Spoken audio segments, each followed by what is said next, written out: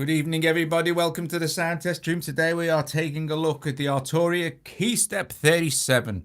Okay, so the newest KeyStep in the KeyStep range. So you had the original KeyStep, and then you've got the 37 that kind of sits in the middle of that, and then this, then the Pro. This might be more enticing, if you like, for the iPad musician, since it has the smaller form factor. The connections that I'll show you the connections at the end, but the connections are identical, except that now this uses the normal sized USB. I think it's USB B or something like that, and it powers via the it will power via USB hub, or I've got this going into the audio fuse, which is supplying power. Adds loads and loads of new features, adds some new sequencer and arpeggio features as well, which are also really good.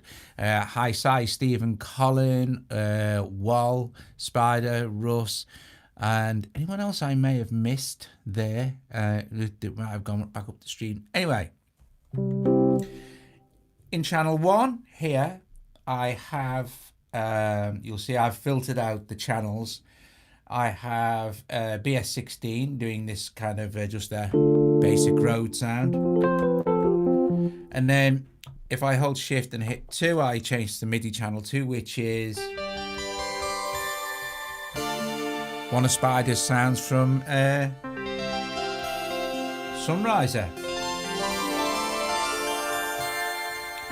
So okay, one of the most interesting features of the new KeyStep 37 is the chord and the strum mode. So we'll get to those shortly. So I just want to run through the basics. We'll start with the arpeggiator. The arpeggiator, we can just set off like this. Let's have hold switched on now and add a bunch of notes in. So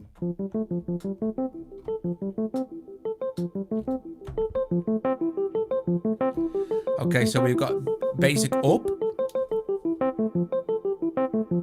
down, and I think this is inclusive, and then exclusive, random, and then walk, which will kind of add a sort of variation each time it runs the arp.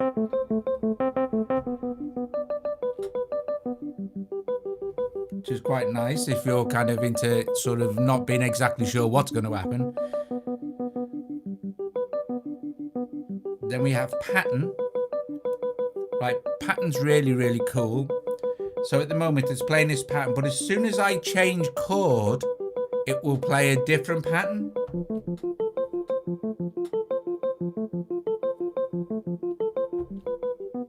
So I'll play the G, play the same G.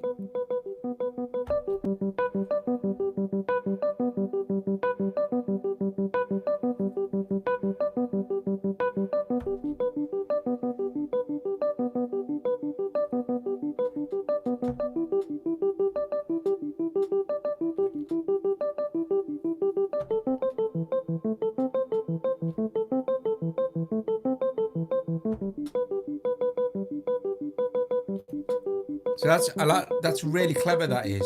So there is also another cool thing you can do there. Oh, an order. I'll do order first. Order will play the arp in the order you play the keys. So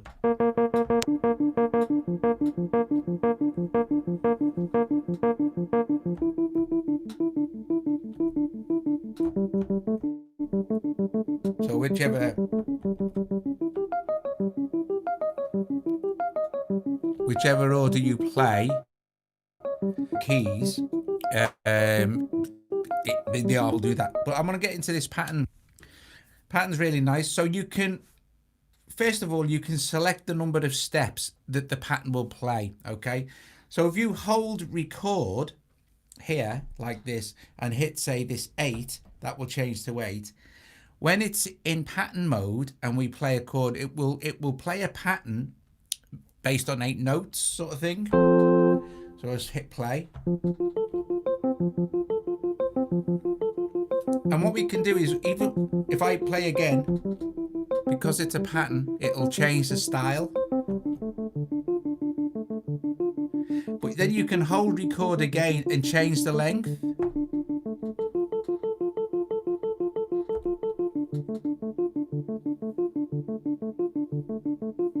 And if you watch, you can, if I choose 8 and then hit 8 again, it'll be 16. So, and then 24, 32. Now it's playing a 24 note pattern. Oh, thanks Jason. I haven't seen you for ages, mate. So now it's playing a 24 note pattern. And now it's going to randomize that pattern.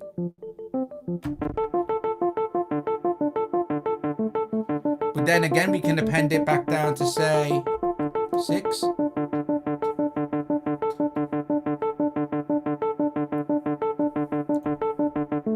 One. 15. Thanks, Jason. Take Jason's lead, folks, and super chat me in.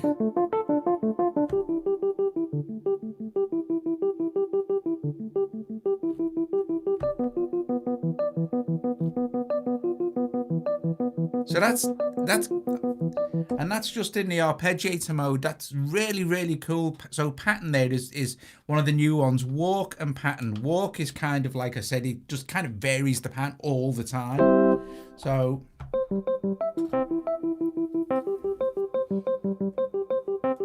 it's never quite the same, but it stays within the boundaries of your chord. So the bigger the chord, the more interesting the variation would be, I guess.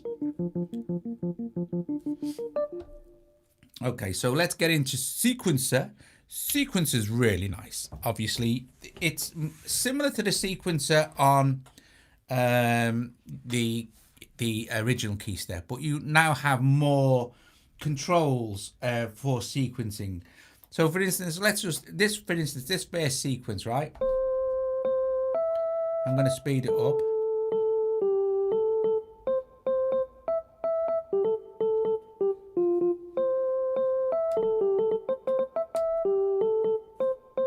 And you've got now your indicator in BPM. So I'm going to take this sequence and just delete it. So if we hold Shift and both the octave buttons, our sequence will now be gone. And now we can record a new one. And now you can also, like you could with the pattern thing, you can also hit append here and choose the pattern length, pattern length before you start. So you could go 8, but I like recording these patterns in. So I'm going to record a little sequence in.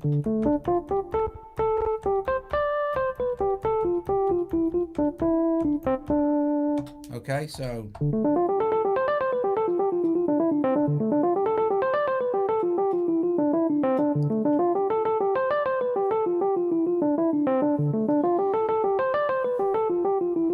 now if we hold Shift, we can change the scale.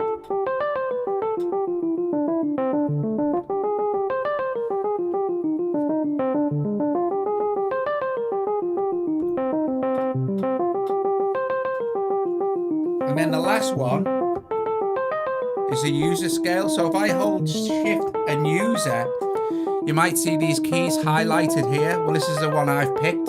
So we can, and it's a bit awkward, but you can now set your own user scale.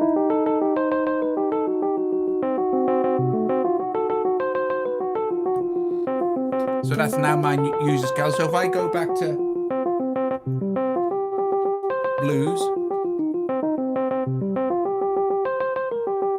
and I now go back to my user scale, it's going to remember that scale.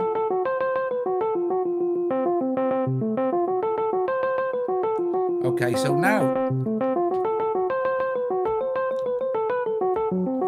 if we hold Shift and transpose,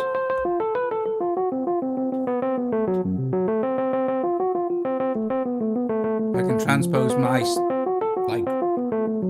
sequence. Let's go back to chromatic.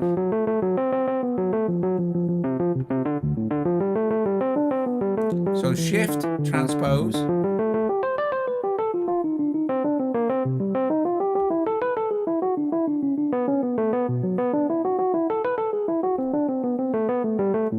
Now if we go shift and keyboard play, I can jam over the top of that.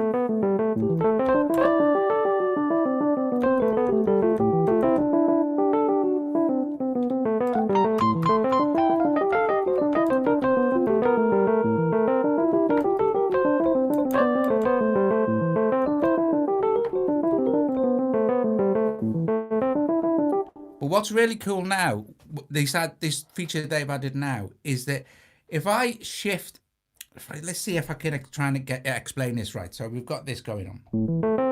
If I hold shift now and change my MIDI channel to 2,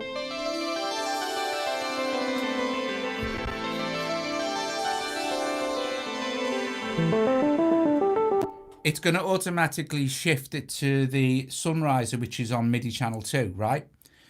What's really, really cool now is I can have this original sequence playing, and then I can use keyboard play mode to play Sunriser while the first sequence is running. And that's really easy to do. All you need to do is hold shift, octave, like that, and then just press the MIDI channel number. It won't light up. Just press the MIDI channel number that you want this, this synth is on, that you want to play over this jam.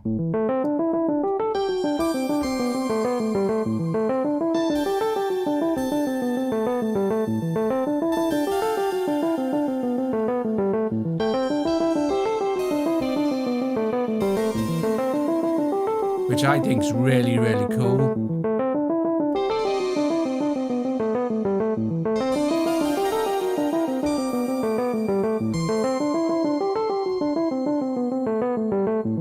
And of course, the more synths you've got locked onto whatever channels you're using, you can start to get it to be really interesting stuff. Now let's have a look at some of the other stuff. Let's just play the sequence. And I'm going to go back to... We now have gate. Well, we had gate anyway, but you've got extra swings added now, so you've got a 54%, 57, 60, 63, so...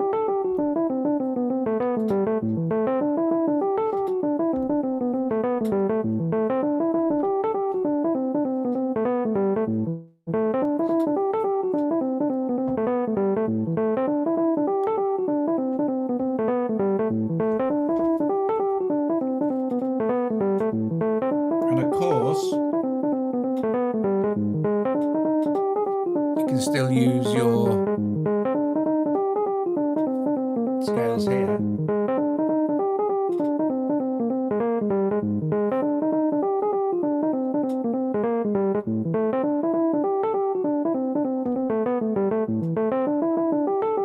Okay, so let's pick another another sequence. Let's go to, say, sequence 1, whatever is in there. Okay, I'm going to clear that out. So again, you hold shift and both octaves just to clear a sequence, and there'll be nothing in there. Now I'm going to record a bit of a sequence so we can have a look at some of the other cool stuff you can do with the sequences. So I'll just record something.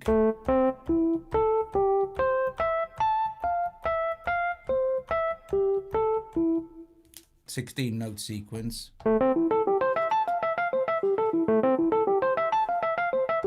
What we've got now in the sequencer is we can do mono, right?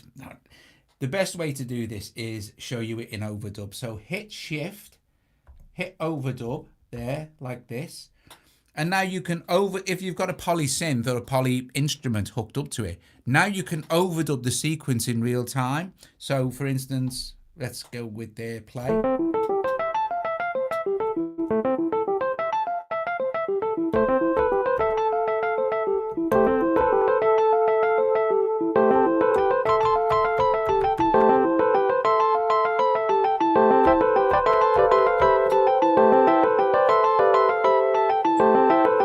Let's take the gate down.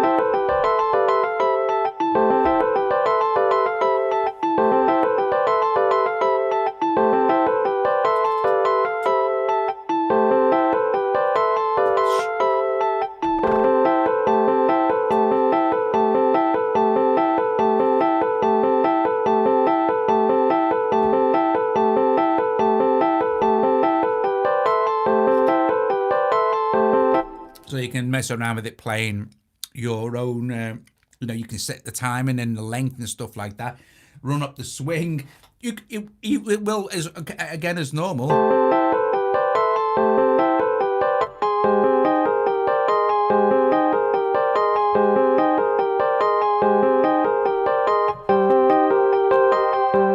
Or use my Mad User scale.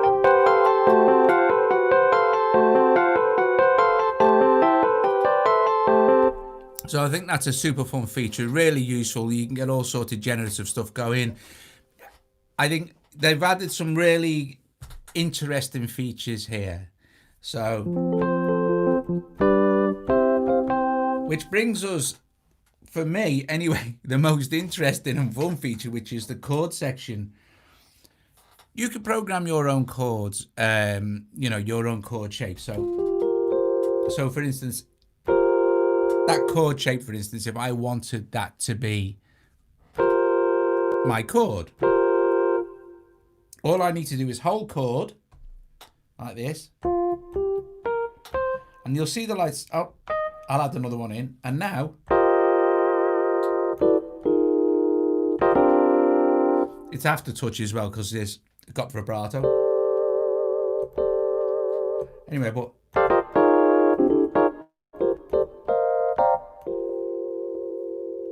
but then when we start to move around, you'll see that that's switched off now. So first one we come to is user, which will be that one. And then you've got octaves.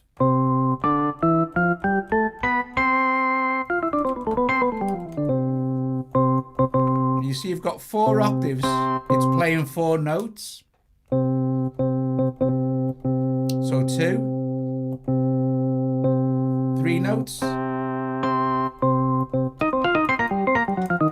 And it's playing 4 notes, right? Moving round, we have fifths. And again, that's going to be playing 4 because I've got my notes set to play 4 notes. So we could just take that down to 2, and that would be like normal fifths kind of thing.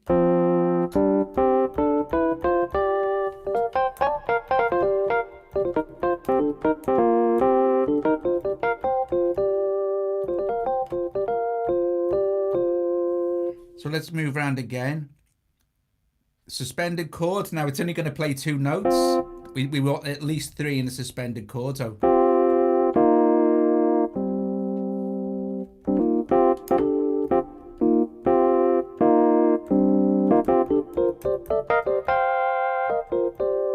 but we could add more notes to that suspended chord.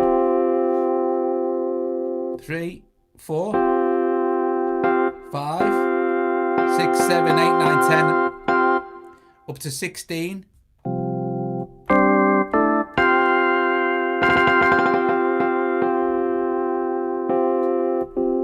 So you can add up to 16 notes for one particular chord, which is just, it's remarkably cool, that is. Remarkably cool.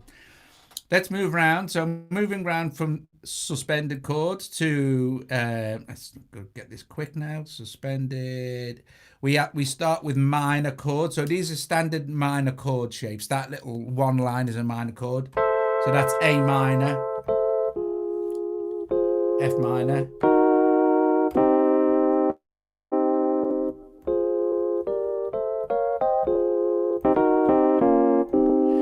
notice it's playing 3 notes. I'll add another note in. So now it's playing 4, see? You see this velocity thing? If I take that up quite high and I play very lightly, you see it's playing 1, 2.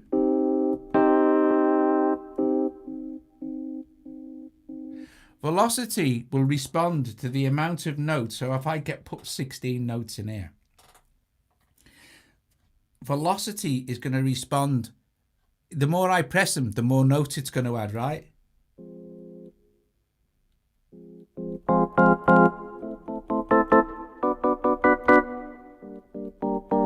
We can turn the sensitivity right up, so.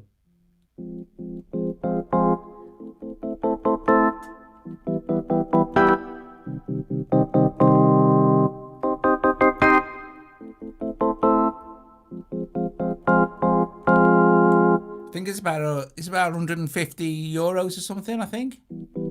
I'm not sure.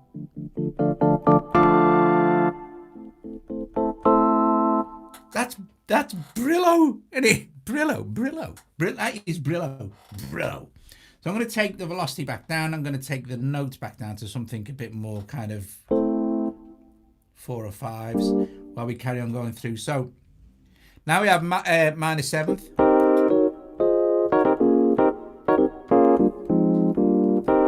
Minor 7th there, and then minor 9. Now you can only play one note in chord mode, okay? So, you know what I mean? We can shift to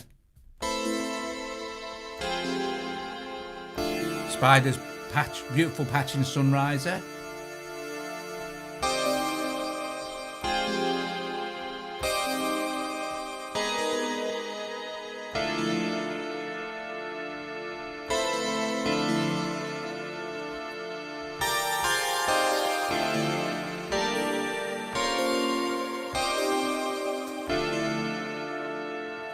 So what we got now, so moving ground, we have a minor 11, which is a lovely chord.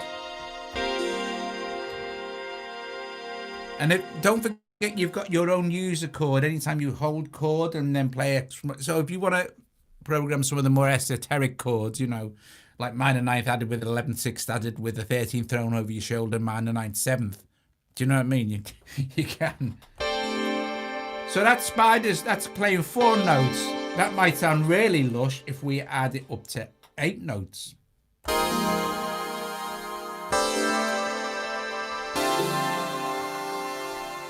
can take it back down to say 4. So now, as soon as we hit the, after the 11th, we're into major chords, so basic C major. With 4 notes, so it's just spreading over an octave at some point.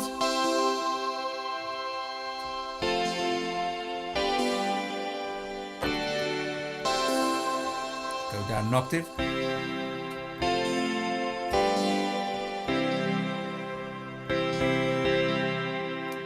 Let's see. So now a major 7.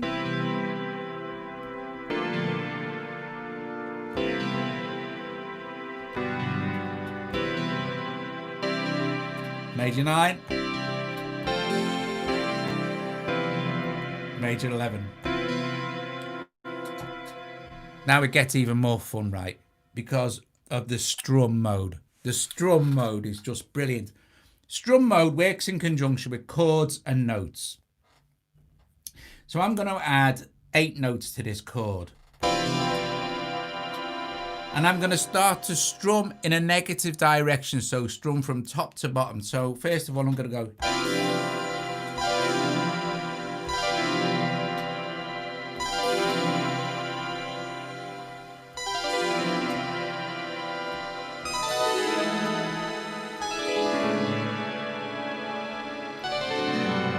I can change the chord type though to say just a major.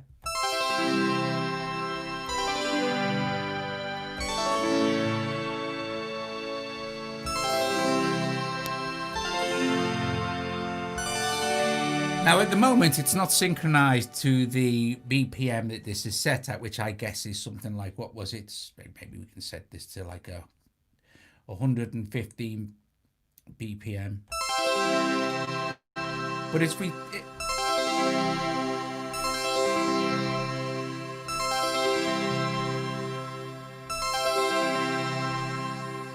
now we're into 30-second triplets that are related to this 114 BPM.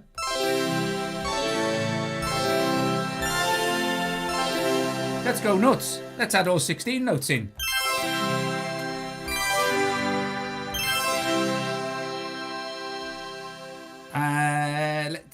see.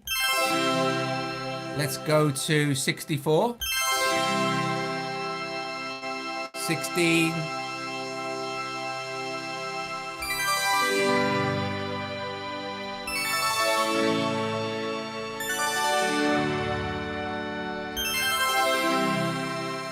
32.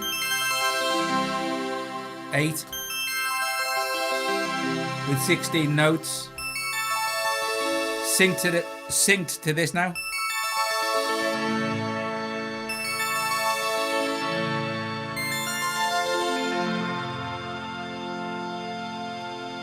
I'll show you Oceans. I'll show you. Actually, I'll just tip it up and show you. Or not. Hopefully, you can see what it's got on the back. The clock is still set with these dip switches, which is fine. You know, doesn't make any difference to me. You're not continually changing clock sources, are you? Really? CV out, mod gate, and pitch. Right. The mod you can assign in the MIDI control center to 3 different destinations, I think. The mod wheel, something else. I've yet to mess with that. Sync in and out, MIDI in and out. You can set the MIDI through in the MIDI control center. Sustain, if you plug a sustain pedal in while the KeyStep 37 is switched off, it will recognize the polarity that you have the pedal set at and just sort itself out from there. Then you have an adapter, 9-volt adapter, which works with the KeyStep adapter. No need, this has been bus powered. And then you have a normal on-off switch. So there are your inputs and outputs sort of thing. Yeah, it's pretty good. Let me just see where I am. Where I am here. Okay. So, Strum, let's carry on.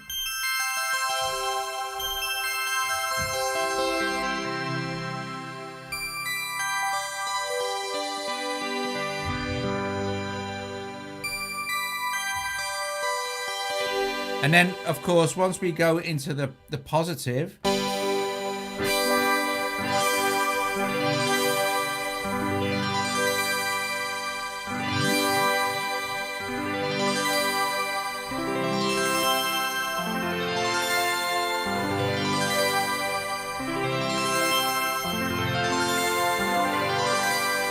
so let's change the actual, let's change it to a minor.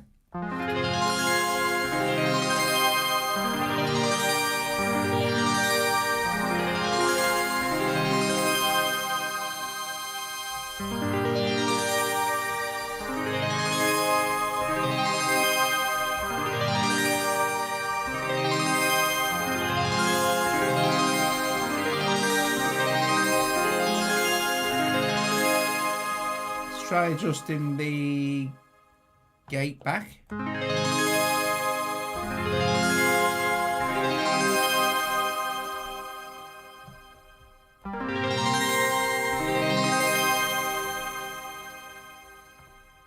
Let's stick with major.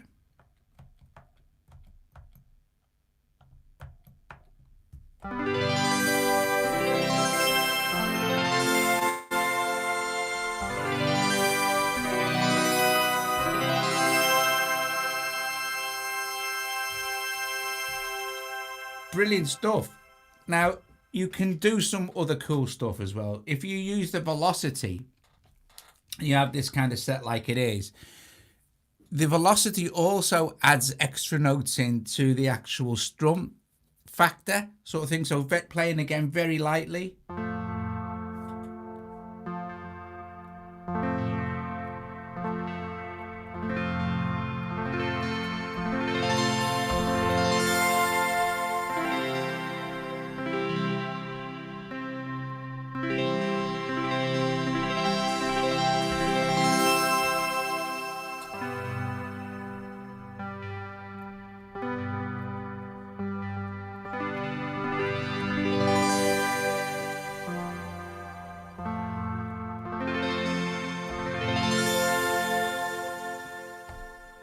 So guys, I forgot to mention as well. Sorry, I also forgot to mention. Hit chord mode and you're into MIDI CC bank control mode. So, for instance, you have 4 banks of 4 encoders. The banks are accessed like this: bank 2, bank 3, bank 4, bank 1. So say, for instance, you pick bank 4, and then you want to assign, and you can see which bank it's in because it's different colors. So if you can remember colors, you'll remember what bank you're in. So let's go into bank 4. So you can assign up to 16 controllers per patch sort of thing for you control 16 parameters.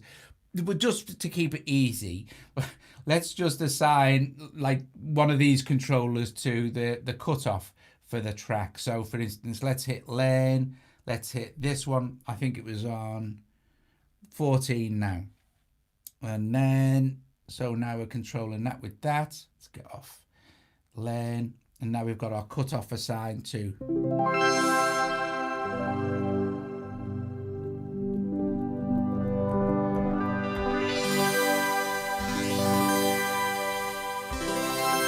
And there you have it, guys. There is the actual ding there, the, what's it called? The KeyStep 37. There's so many KeySteps I forget.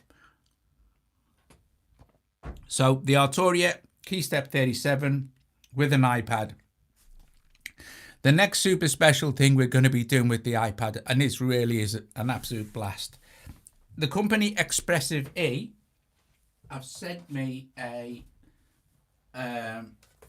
two-shake MIDI controller. There are no videos on YouTube on how to set this up with an iPad. So today I've been playing with this, and I did doing some crazy cool stuff with the iPad. So I need to get me lighting a bit better for this one. But yeah, it's such a it's very lush. It's lovely, and you can even take it off and customize it with different bits and pieces. You know, and you can. It's good. But yeah, it's good. It didn't take me too long to set it up with the PC and all the rest of it. And yeah, they sent me like it comes with a load of stuff and you know for software and things. But I had this going like controlling all sorts of cool stuff with this in here. So we'll be doing that in a proper video because it will take time to explain how to map all this stuff up. But you can, it's super sensitive. It's just really, you can control the sensitivity. You can control the amount of parameters you're changing. You can assign it pretty much any way you want, as long as the parameters are exposed for you to use in AUM or wherever you're using them. You can assign this anywhere. It's class compliant MIDI. Okay, so. This is the expensive one because it also hooks up to hardware via 4 CV outputs. Each CV is relatable to one of the 4 access points, but it also does MIDI in and out. They do a two-shake SE, which is like, I think it's actually less than half the price of this, which would be absolutely ideal for the iPad because really you just need the USB, which is absolutely awesome. So for instance, if I was to plug it all in now, where I'm going to set it up properly and do a proper stream. But you could set this to control the cutoff, and it can get very percussive as well because of the sensitivity, but just by tapping this thing around. Anyway, guys, bless you all. Thank you very much for joining me this evening to look at the Arturia KeyStep 37, and some of it's absolutely epic and cool new features, which are just. They'll love them. They're just great. They make it really worthwhile getting a KS37 over maybe a Pro. You know what I mean? But Pros are really designed for you more of your kind of. If you've got a lot of hardware and gear set up and you want to have it, it's a live performance thing, isn't it? Really, although it is very nice, of course. The KeyStep 37 I've used hundreds of times, you know, which is lovely. So this really just expands on that ecosystem of stuff by adding the CC mappable controllers, 16 of them, well, over 4 banks. The Strum Mode, the Chord Mode. I think we've pretty much covered everything. The very cool new pattern play in the Arpeggiator, which is just, it's lovely just to be able to have a completely different, you know, control every time it's playing. ding, ding, ding.